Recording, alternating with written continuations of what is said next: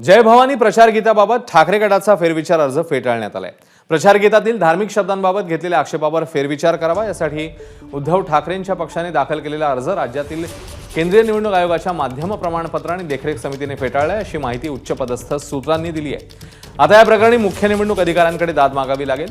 24 April 2023 रोजी जारी केलेल्या सूचनेनुसार आयोगाने धार्मिक शब्द मजकूर वापरल्याबद्दल व इतर कारणांसाठी विविध पक्षांना 39 नोटीस जारी केल्यात। यात उद्धव ठाकरेंच्या पक्षाचाही समावेश आहे। यातील 15 नोटिसांना उत्तर आलंय।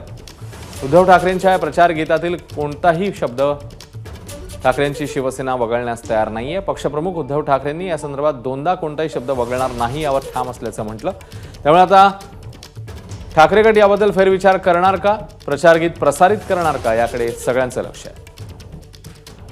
राजू सोनवणे आपले प्रतिनिधी आता आपल्या सोबत आहेत। राजू, आता नेमकी काय पावलं उचलू शकतात ठाकरेंची शिवसेना, काय अपडेट्स आहेत, काय पर्याय आहेत त्यांच्यासमोर?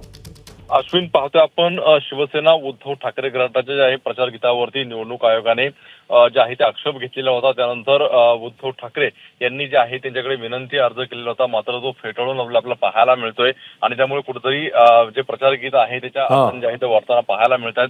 खरं तर कुठल्याही धार्मिक जे आहे त्या शब्दाचा उल्लेख नसावा असं जे आहे ते सूचीमध्ये नमूद केल्याचा दाखला निवडणूक आयोगाने दिलेला आहे। त्यामध्ये आपण पाहिलं तर 24 एप्रिल 2023 रोजी जारी केलेल्या सूचनेनुसार आयोगाने धार्मिक शब्द मजकूर वापरल्याबद्दल व इतर कारणांसाठी विविध पक्षांना 39 नोटिसा जारी केलेल्या होत्या। त्यामध्ये उद्धव सेनेचाही समावेश होता। यातील 15 नोटिसांना जे आहे ते उत्तर आलेलं आहे। आता त्यामुळे उद्धव ठाकरे यांचं जे आहे ते फेटाळल्यामुळे आता केंद्रीय मुख्य निवडणूक आयोगाकडे उद्धव ठाकरे यांना जे आहे ती दाद मागावी लागणार आहे। त्यामुळे साहजिकच आहे की कालावधी लागणार आहे। तोपर्यंत प्रचार गीत जे आहे त्या संदर्भामध्ये उद्धव ठाकरे काय भूमिका घेतात हे पाहणं महत्त्वाचं राहणार आहे। राजू, धन्यवाद या माहितीबद्दल। एबीपी माझा, उघडा डोळे बघा नीट।